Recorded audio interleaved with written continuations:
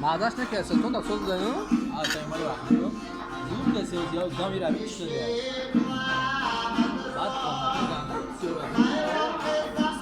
zemin de ya. O Moraften berin da xuruyor katıyı. Ah, kalem bandı xuruyor.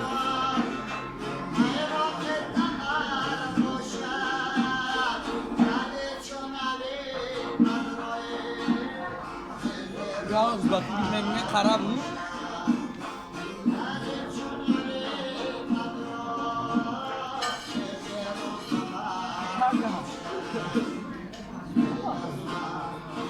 Kullastan Nidae Abdasın da farkı.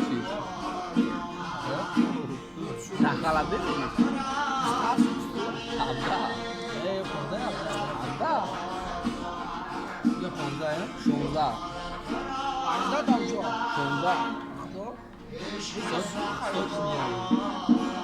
Da jensin tam. Ya işte şu bak ya lan bu kadar. Tamam Mustafa çıkıyor. Ya lan bu kadar.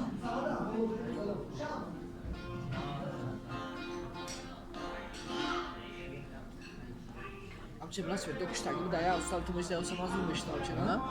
Daya ustal tımıcı daya usamaz ve ton alıp kusur tona. Gerçekten bu şey ne demek